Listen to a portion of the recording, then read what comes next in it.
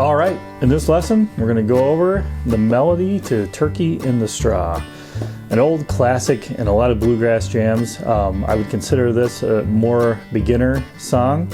I keep it pretty simple. I do have a more of an intermediate version towards the end, but I start off with a very basic melody that can be learned and is meant to learn to be played slow, learn slow, and really memorize the song before you start to speed it up.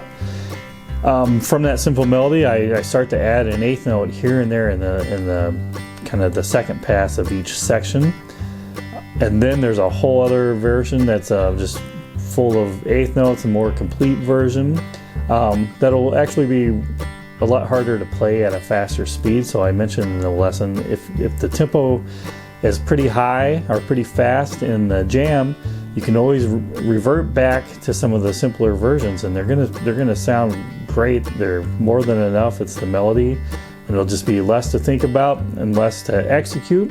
But over time, as you get more confident in your timing and your endurance in your hands, you know, you can go ahead and start adding in some of those eighth notes to kind of complete the melody.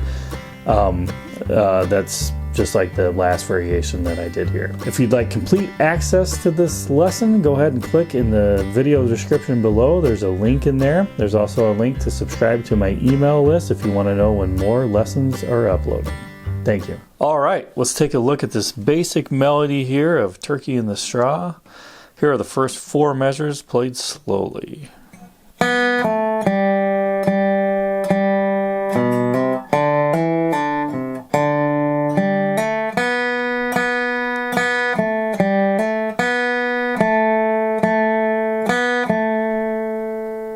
Alright, so this is using the G major scale for this song. You can go ahead and, if you don't know the G major scale, I have a free lesson available on that. Go ahead and sign up and look at that lesson, or you can find that lesson on YouTube as well. Get that scale pattern down, and that'll help make sense where some of these notes are coming from for this melody.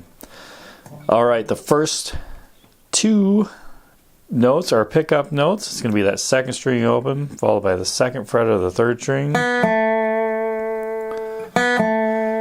And then we're falling into a quarter note pattern for 3 beats in that first measure. And that's the pulse you really want to feel when you're playing this melody. If you can get those 3 quarter notes locked in, then the eighth notes that follow here are going to feel easy to play in time.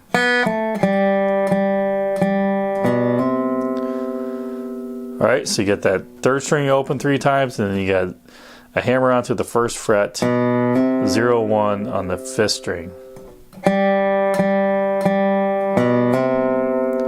And those 2 notes are leading into a phrase here, so that's going to be in measure 2. We're going to continue that phrase. It's going to be the 4th string open, hammer on, pull off that 2nd fret, followed by that 5th string open, and then that phrase is going to end on that 4th string open.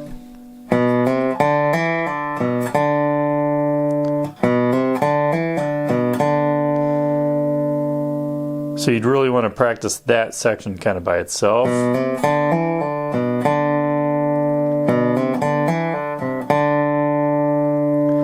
The last 2 notes in measure 2, that's a hammer on the 2nd fret of the 3rd string, followed by that 2nd string open twice, and then you're going to hit it again, 2nd fret of the 3rd string, and then hammer on that 2nd fret again on the 3rd string.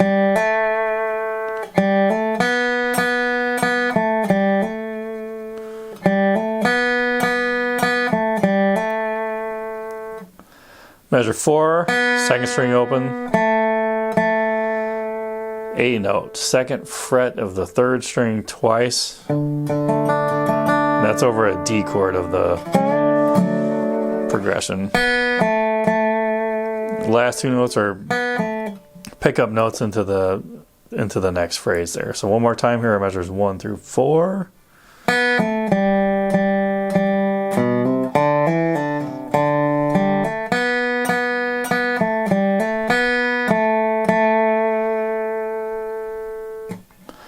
Alright, I'll play those those last two notes of measure 4, but here are measures 5 through 8 played slowly.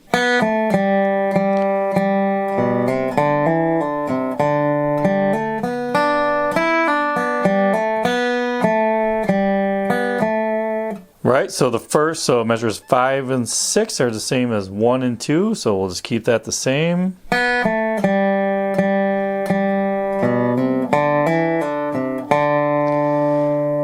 And then our measures 7 and 8 is going to be basically just an ending response to what we've done before. So I'm going to start with those last two notes in measure 6 at 0-2 on the 3rd string, hammer on. Measure 7, we get the 2nd string open, followed by that 1st string open.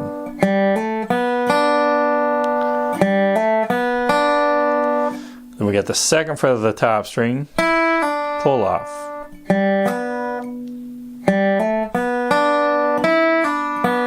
Followed by that 2nd string open, then 3rd string open, hammer on that 2nd fret. So that's another phrase that could use a lot of repeating just to internalize it. I always stress you want to internalize some of these things so you don't have to look at the tab.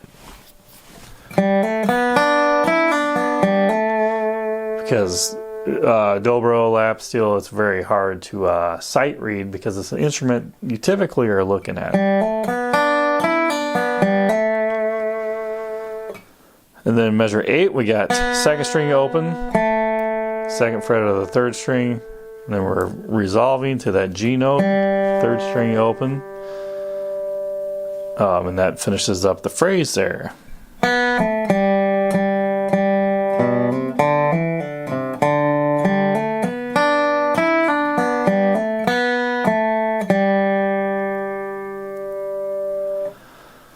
Alright, and then so that would be the complete A section, and the song is A-A-B-B, so the A section is played twice. So what I did on this, on the second time through the A section, I'm beginning to add a couple more notes to our basic melody. So if that basic melody is plenty and is passable and will work in any jam, so you could play those first 8 measures twice and get by playing the whole A section of the song that way. If you want to add a little bit more, you can learn the next 8 measures as well.